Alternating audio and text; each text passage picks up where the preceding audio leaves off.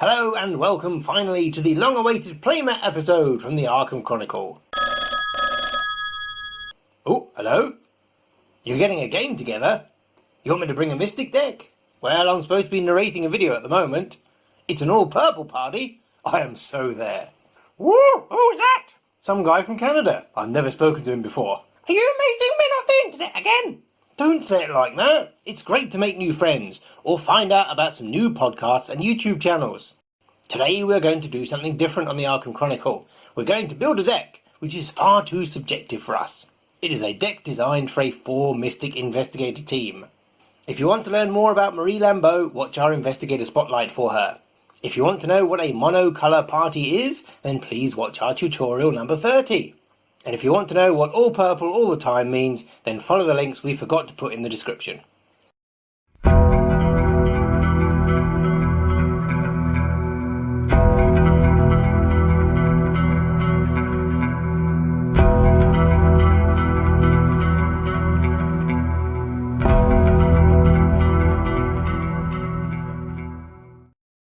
Stats-wise, Marie has a 4 for willpower, which makes her a poor second in the realm of mystics, so she might not be a frontline spellcaster. She has one of the lowest combat scores in the entire game, so there is no way she will be participating in regular combat, which is one less thing to think about. Her agility is average for a mystic, so she might be able to evade in a pinch. But what makes her different is she has the highest intellect out of all the mystics, making her the designated clue solver. So one theme of this deck is going to be manually gathering clues. The second theme of this deck is going to be supporting the other investigators. Akachi and Agnes make great damage dealers, and we are going to follow in their wake and do our best to keep them alive and make sure their tests succeed.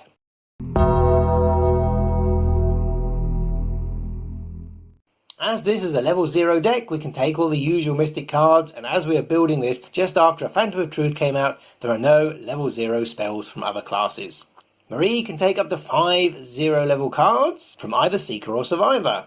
We will come back to these last, but here are a few immediate thoughts. Agnes will probably want to take Peter Silvestri, so we will pass on him. If this was a solo deck, then we would definitely put in 2 copies of Lucky, but hopefully there will be enough other investigators nearby to assist Marie with any tricky tests. We will also pass on Look What I Found, in favour of using our plain intellect score. As Agnes has access to so many Survivor cards, we will probably focus on Seeker cards to help us speed up clue gathering. The only occult card there is at the moment is Archaic Glyphs level 0, so we'll probably pass on that too. Marie's ability is a bonus action for playing and using spells if she has a Doom on one of her cards in play. Normally this would be taken care of with Blood Pact, but as this is a level 0 deck, we can't include it. We will probably have to get it from an ally instead. In an all-purple party, it may be too dangerous to include too many Doom-generating cards.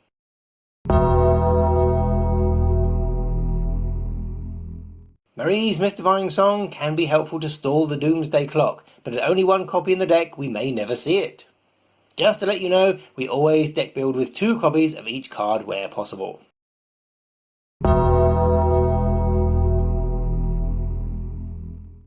The Baron can be a pain in the bum, but providing no damage goes to Marie and all other investigators take a wide berth, then he is manageable. In fact, he can generate Doom, making him a good thing.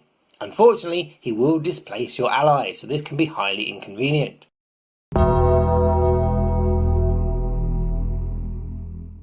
Arcane Initiate is a cheap good friend to any mystic, particularly Marie. Not only does she generate 1 Doom for free, but as soon as it comes out, it allows you to search for a spell that you can play as her bonus action. And the upgraded version is free, so that is something to bear in mind for the future. Alyssa Graham is expensive, but that +1 intellect would really help Marie's clue gathering and parlaying, and absorbing up to 3 horror is great. She can generate Doom as a free action, but you may not want to place that particular encounter card on the bottom of the deck just to get your Doom. She is unique, so we would need to coordinate with the other mystics to find out who else wants to play her.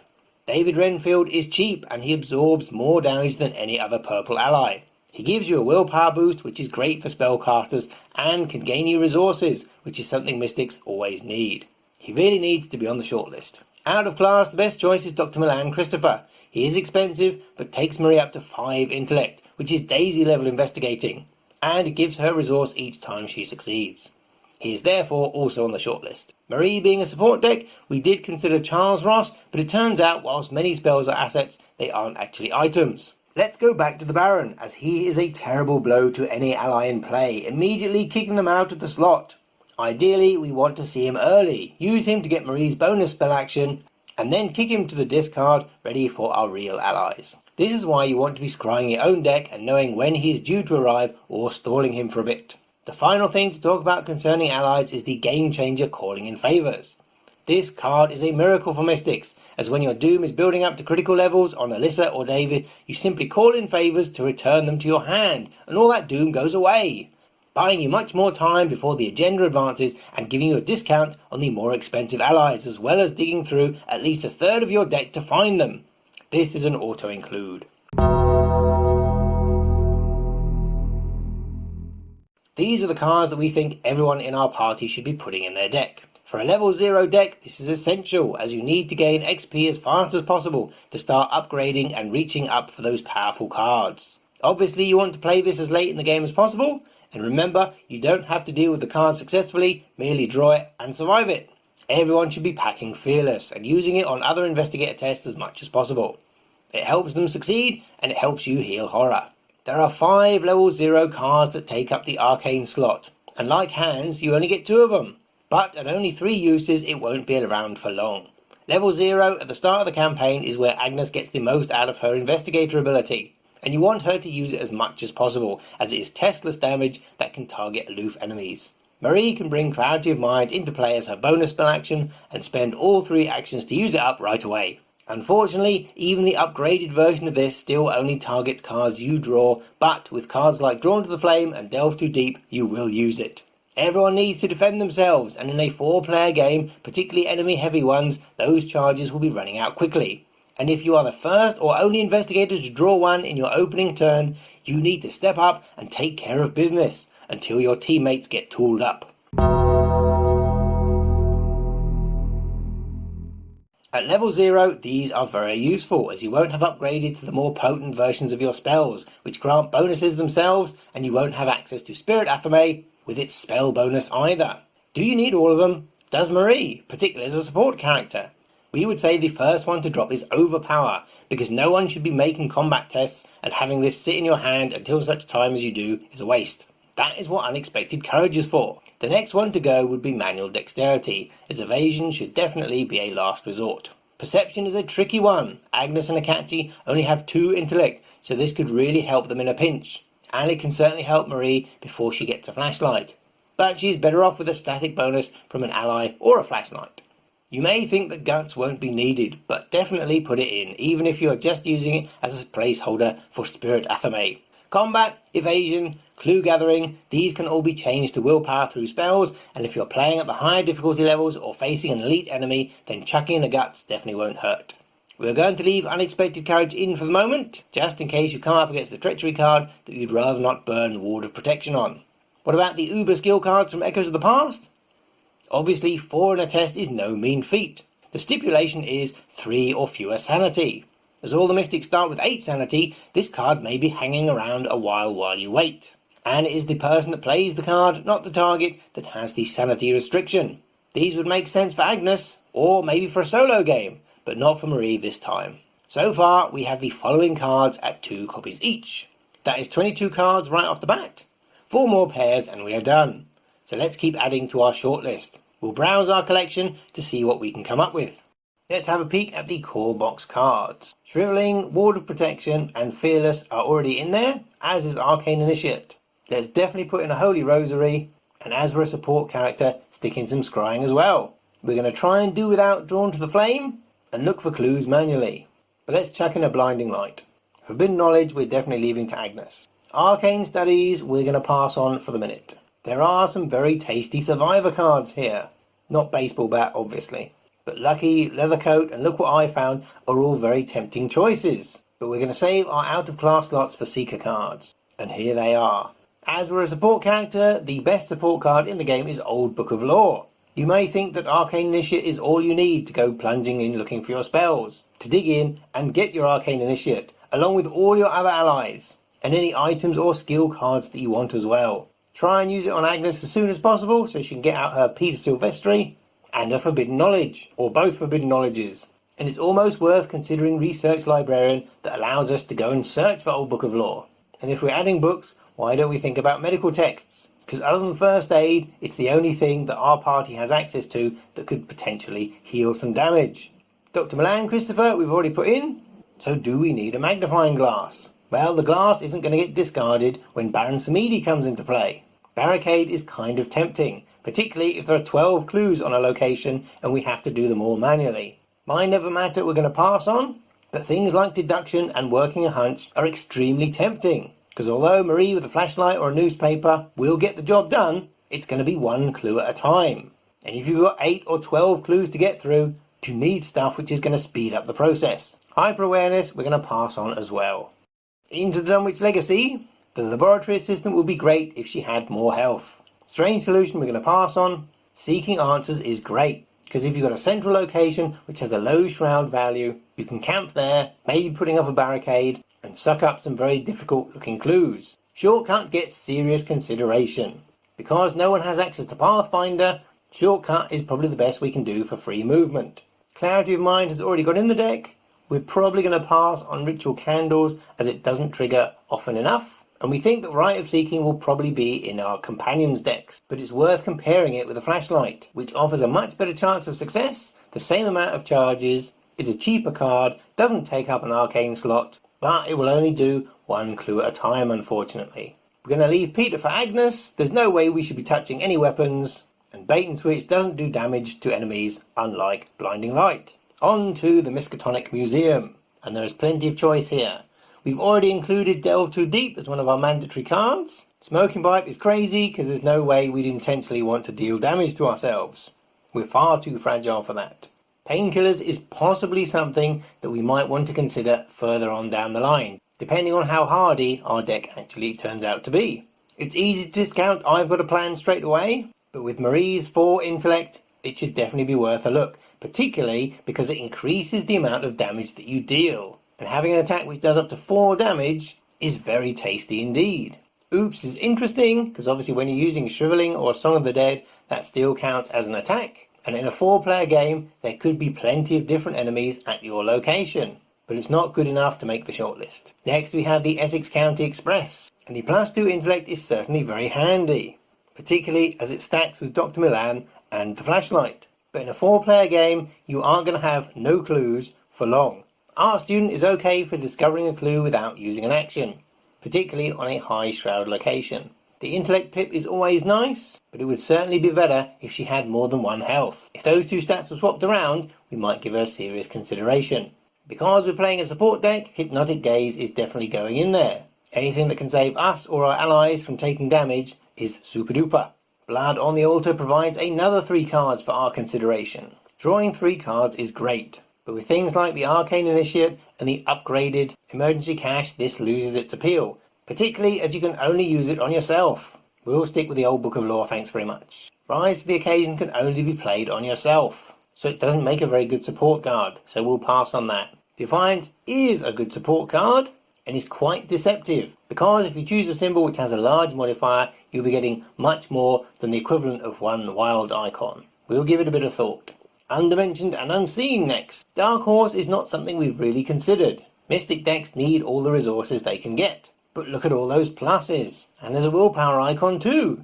Inquiring Mind does make a good support card, because you can play it on any investigator. And chances are there will be plenty of clues floating about in a 4-player game. Alyssa Graham we've talked about, and she is really nice, but possibly we're going to pass on her.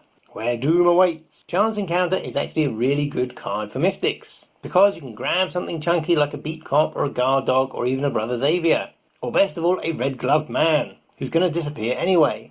And in an all-Mystic party, you could potentially grab someone else's Arcane Initiate, thus granting Marie a bonus action, which would replace the action of playing this event, allow you to search for a spell and potentially soak up a little bit of damage or horror. If people are playing Alyssa Graham or David Renfield, then Moonlight Ritual is a super handy card for them to play, obviously, because you can only play it on cards you control. There isn't a lot from Lost in Time and Space because they're all hefty upgrade cards. Dr. Egon Spengler is a very cost-effective way to absorb a bit of damage or horror. And he has a willpower icon too. Lantern is quite tempting because it's a flashlight which won't run out of charges, and we can chug it away for 1 testless damage. We'll ignore the shovel because we shouldn't be doing any fighting, and if you wanted a free clue at our location, we'd take an art student. Hiding spot we're going to pass on. Resourceful is great, but we don't have enough survivor cards to make it worthwhile. Fieldwork is really good because it gives you a bonus to any kind of test whatsoever, but it is only you. Archaic glyphs we could include because it's got the occult keyword, but we probably aren't going to have a lot of intellect cards to discard. No stone unturned is great, as searching 6 cards is a lot better than searching 3 cards, but as it's a one-shot wonder, we'll stick with the old book of lore.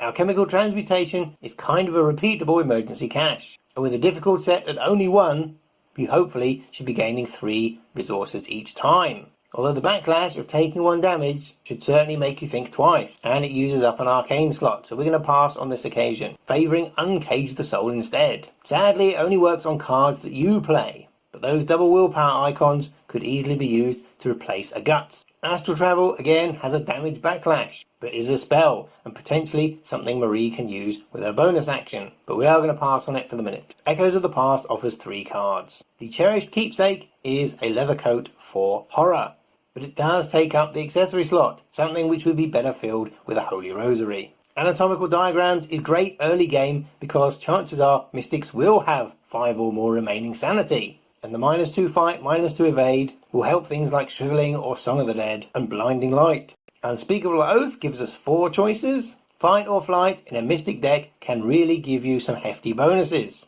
and is definitely something that Agnes should consider. However, buffing Marie's combat or agility really isn't going to do her much good. Charlie Boy has a great ability, but because there aren't going to be that many items floating about in a spell-heavy Mystic party, we're going to pass on him. Storm of Spirits, like Dynamite, is pretty awesome, but you've got to have great positioning when you trigger it. And if it all goes horribly wrong, that's damage, not horror, that it's putting on your investigators. Calling in Favours is great, and we've chucked it in the deck. On to the Bagpipes of Truth. Logical Reasoning is great, but it takes up one of our Seeker slots, and these are getting pretty full. Madame Lebranche is also pretty snacky. She's a cheap way of absorbing damage and can give you a card or a resource up to once a turn. Quantum Flux is a great Mystic card, and definitely competes with Defiance for a spot. Shuffling all your used spells back into your deck, ready to come out and be recharged, is just what you need.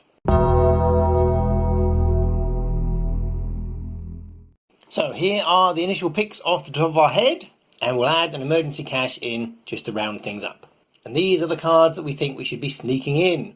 As you can see, there really isn't enough room, especially as we'll be using 2 copies of each. First thing to do is probably to sort out the 5 out of class cards, and we're going exclusively for Seeker. It's definitely going to be 2 copies of Old Book of Lore, and whilst Deduction and Working a Hunch are really nice for speeding up clue gathering, they are very temporary cards, and so we're probably better off trying to choose some assets. We do really love Anatomical Diagrams, and that is a great support card, particularly for level 0 decks. But again, that's an event, so one and done. Depending on the amount of clues, Magnifying Glass should definitely go in. Depending on the amount of damage in the scenario, Medical Text should definitely go in.